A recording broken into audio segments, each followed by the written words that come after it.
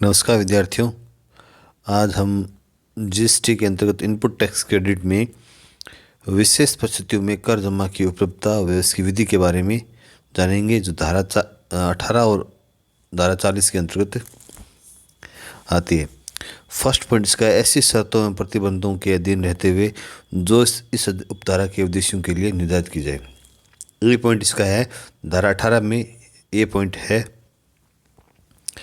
पंजीकरण स्वीकृत होने की तिथि के पहले दिन के स्टॉक के संबंध में इनपुट कर जमा लेने का अधिकारी। यानी जो पंजीकरण स्वीकृत होने से की जो डेट है उससे ठीक पहले दिन के स्टॉक के संबंध में इनपुट कर जमा लेने का अधिकारी कौन? एक ऐसा व्यक्ति जिसने इस अधिनियम के तहत पंजीकरण कराने के लिए आवेदन किया है, उस तारीख से 30 दिन के भीतर जिस तारीख की वह पंजीकरण कराने के लिए दायी हो गया है, तो उसे ऐसा पंजीकरण स्वीकृत कर दिया गया। उस तारीख से तुरंत पहले वाले दिन को जिस तारीख को वह इस अधिनियम के प्रावधानों के तहत कर का भुगतान करने के लिए दायी हुआ है, स्टॉक में रखे गए इनपुट्स, एक तो स्टॉक में रखे गए इनपुट्स एवं अर्धनियमित या नियमित माल के स्टॉक में सम्मिलित इनपुट्स के संबंध में इनपुट कर जमा लेने का अधिकारी होगा। बी पॉइंट है इसका, ऐच्छिक पंजीकरण स्वीकृत होने की तिथि के पहले दिन के स्टॉक के संबंध में इनपुट कर जमा लेने का अधिकारी एक ऐसा व्यक्ति जो धारा 25(3) के तहत पंजीकरण प्राप्त करता है, पंजीकरण स्वीकृत करने की तिथि के तुरंत पहले वाले दिन यानी उससे एक दिन पहले के स्टॉक में मौजूद इनपुट्स और अनियमित माल एवं नियमित माल के स्टॉक में सम्मिलित इनपुट के संबंध में इनपुट कर जमा लेने का अधिकारी होगा। थर्ड पॉइंट जो सी पॉइंट है वो है, कंपोजिशन स्कीम के तहत कर का भुगतान बंद करने की तिथि के पहले दिन के स्टॉक के संबंध में इनपुट कर जमा लेने का अधिकारी। यदि कोई पंजीकृत व्यक्ति धारा 10 के तहत कर का भुगतान बंद कर देता है, तो जिस तारीख से वह धारा 9 के तहत कर का भुगतान करने के लिए दायी हुआ है, उस तारीख से तुरंत पहले के दिन स्टॉक में रखे हुए इनपुट्स, स्टॉक में रखे हुए अर्धनियमित माल एवं नियमित माल के में सम्मिलित इनपुट्स एवं पूंजीगत माल के संबंध में इनपुट कर जमा लेने का अधिकारी होगा, परंतु पूंजीगत माल पर जमा को उतने प्रतिशत से कम कर दिया जाएगा जो इस संबंध में निर्धारित की जाए। डी पॉइंट है, कर मुक्त आपूर्ति कर योग्य होने की स्थिति के पहले दिन के स्टॉक के संबंध में इनपुट कर जमा लेने का अधिकारी।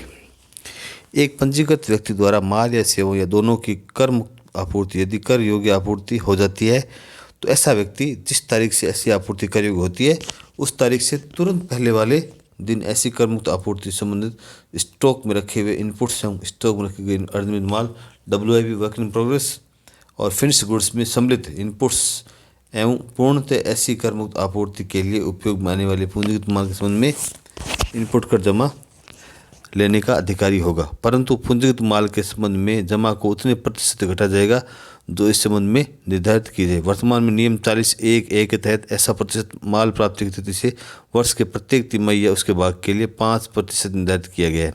ये धारा 40(1) में ए में ये 5% फिक्स कर रखा है।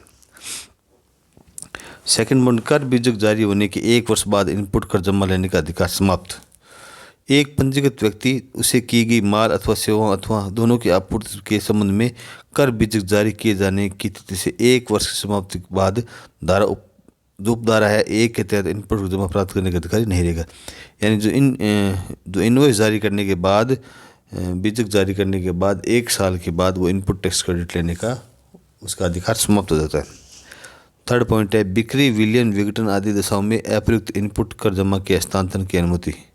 यदि किसी पंजीकृत व्यक्ति के व्यवसाय की बिक्री, विलयन, विघटन, समामिलन यानी मर्जर, डीमर्जर, अमालगमेशन, पट्टा या हस्तांतरण कारण उसके गठबंधन में परिवर्तन हो जाता है, तो जिससे दायित्वों के हस्तांतरण का विशेष प्रावधान हो, तो ऐसी पंजीकृत व्यक्ति को इलेक्ट्रॉनिक जमा खाता में अप्रयुक्त बची हुई इनपुट कर जमा का बेचे गए विलियत एकीकृत पट्टा लेने वाले हस्तांतरित व्यवसाय को निर्धारित विधि से हस्तांतरण करने की स्वीकृति दी जाएगी। यानी जो बचा हुआ है इनपुट टैक्स क्रेडिट, इसको हम टैक्स ट्रांसफ़र कर सकते हैं।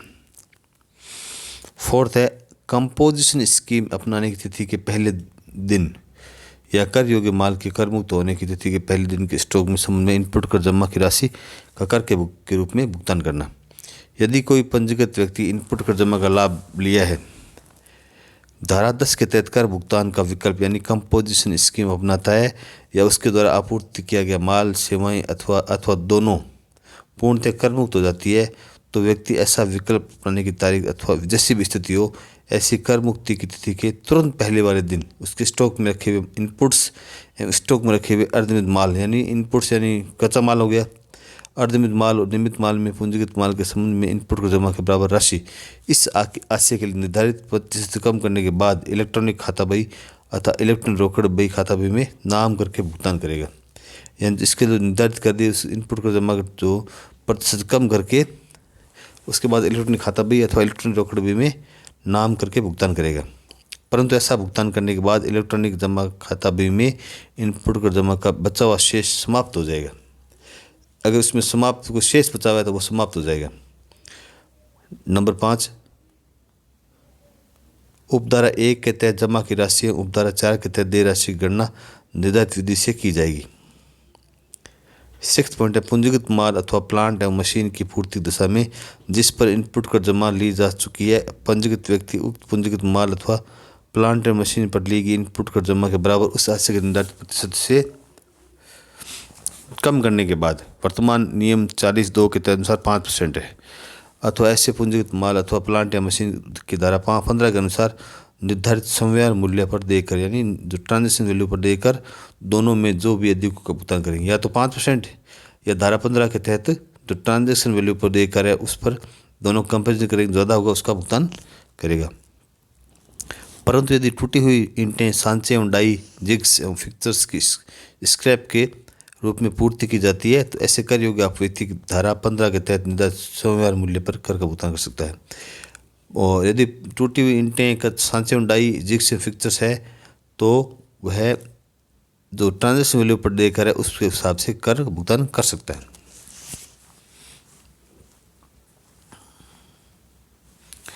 अब एक चीज़ और, इनपुट टैक्स क्रेडिट विशेष परिस्थितियों में दावा करने की विधि, जो नियम 40 है, manner of claiming credit in special circumstances. First point है, स्टॉक में रखे हुए इनपुट्स अथवा स्टॉक में रखे हुए अर्धनिर्मित माल अथवा निर्मित माल में सम्मिलित इनपुट्स अथवा पूंजीगत माल पर धारा 18(1) के तहत इनपुट जमा के दावे की राशि अग्रलिखित शर्तों के अधीन होगी। जो पीछे हुई धारा 18(1) पढ़ा था उसमें जो था उसमें शर्तें निम्न प्रकार होगी। धारा 18(1) के वाक्यांश सी एवं डी के संदर्भ में कर योग्य दावा पूंजीगत माल पर इनपुट कर जमा का दावा जिस बीजक या अन्य ऐसा दस्तावेज जिसके अनुसार पूंजीगत माल प्राप्त किया गया था, ऐसे के पूंजीगत माल चुकाए गए कर में से उस दस्तावेज की तिथि से 1 वर्ष की प्रत्येक तिमाही या उसके भाग के लिए 5% कम करने के बाद शेष राशि के लिए दावा वो करेगा। ये नियम है। बी पॉइंट है, पंजीकृत व्यक्ति उसके धारा 18(1) के तहत इनपुट कर जमा का उपयोग करने के लिए पात्र होने की तारीख से 30 दिन की अवधि के भीतर अथवा इस आशय के लिए आयोग के द्वारा अधिसूचना द्वारा बढ़ाई गई अवधि के भीतर फॉर्म GST ITC 01 में कोमल पोर्टल पर इस आशय की घोषणा करेगा कि वे पूर्वक इनपुट कर जमा का उपयोग करने के लिए पात्र है। सी पॉइंट है, उपयुक्त वाक्यांश बैग के तहत की गई घोषणा में स्टॉक में रखे हुए इनपुट अथवा अर्धनिर्मित माल अथवा निर्मित माल के स्टॉक में सम्मिलित इनपुट्स अथवा जैसी भी स्थिति हो पूंजीगत माल के संबंध में व्यवहार नियमानुसार स्पष्ट रूप से निर्दिष्ट करेगा।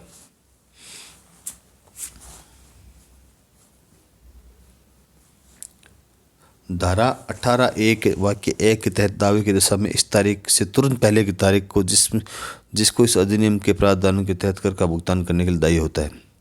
सेकंड है, धारा 18(1) के वाक्य 2 के तहत दावे की दशा में रजिस्ट्रेशन की स्वीकृति तिथि के तुरंत पहले वाली तिथि को। थर्ड पॉइंट है, धारा 18(1) के वाक्य 6 के तहत दावे की दशा में जिस तारीख को धारा 9 के तहत कर के भुगतान के लिए दायी होता है उस तारीख से तुरंत पहले वाली तिथि को। और फोर्थ पॉइंट, धारा 18(1) वाक्य 2 के तहत दावे की दशा में जिस तारीख से पंजीकृत व्यक्ति द्वारा की गई पूर्ति कर योग्य होती है उस तारीख के तुरंत पहले वाली तिथि को। द पॉइंट, यदि केंद्रीय कर, राज्य कर, संघीय क्षेत्र कर एवं एकीकृत कर के दावा का कुल 2 लाख रुपए से अधिक है तो वाक्य 2 के तहत घोषणा में दिया गया ब्यौरा प्रैक्टिस करने वाले चार्टर्ड अकाउंटेंट या लागत लेखापाल द्वारा विधिवत रूप से ड्यूल यानी प्रमाणित किया जाना जरूरी है। 2 लाख से ऊपर दावा होने पर इसे हमें चार्टर्ड अकाउंट्स में लागत लेखापाल से ड्यूली यानी प्रमाणित करना अनिवार्य है। धारा 18(1) के वाक्यांश सी व डी के प्रावधानों के अनुसार दावा की गई इनपुट कर जमा संबंधित पूर्तिकर्ता द्वारा कोमल पोर्टल पर धारा फॉर्म है GSTR-1 या फॉर्म GSTR-4 जैसी स्थितियों में प्रस्तुत किए गए ब्यौरों से सत्यापित की जाएगी। दोनों पॉइंट धारा 18(6) के उद्देश्यों के लिए पूंजीगत सामान अथवा संयंत्र मशीन की पूर्ति की दशा में जमा की गई राशि गणना ऐसे माल के लिए जारी किए गए बीजक की तिथि से पहले प्रत्येक माह या माह के किसी भाग के लिए इनपुट कर में से 5% पॉइंट की कमी करके दर्शाई जाएगी। अब एग्जाम्पल नंबर 8 देखिए आप। ABC प्राइवेट लिमिटेड अपने ग्राहकों को राज्य के भीतर कर योग्य माल की पूर्ति में लगी हुई है, विद इन स्टेट है, और केंद्रीय माल एवं सेवा कर अधिनियम 2017 की धारा 22 के तहत पंजीकरण के लिए दायी नहीं है। 16 फरवरी 2020 से इस कर योग्य माल की अंतर्राज्यीय पूर्ति प्रारंभ की, इसलिए इसने 24 फरवरी 2020 को पंजीकरण के लिए आवेदन किया तथा जो इसे स्वीकृत कर दिया गया। माह फरवरी 2020 से इसका CGST, SGST, IGST के दायित्व क्रम से 39,000, 81,000 रुपये है। ABC प्राइवेट लिमिटेड को देय तिथि अर्थात 20 मार्च 2020 को कर का भुगतान करना है। ABC प्राइवेट लिमिटेड ने 15 फरवरी 2020 को स्टॉक में धारित इनपुट के स्टॉक एवं उस पर चुकाई कर का निम्नलिखित ब्यौरा प्रस्तुत किया है। Input issued on 12/1/2020, invoice date 13/1/2020, सादा 200 CGST, सादा 200 SGST। Input issued on 27/10/2019, invoice date 28/10/2019, lying in semi finish stock 15,000 और 15,000 CGST और SGST। Inputs received on 17/2020, invoice date 17/2020, content in finish goods 19,200, 19,200, इस पर टैक्स है। ABC प्राइवेट लिमिटेड द्वारा नगद में देय खरीदी कोई हो तो संक्षेप में समझाइए। ये मानिए कि ABC प्राइवेट लिमिटेड ने कंपोजिशन स्कीम के विकल्प को नहीं अपनाया है।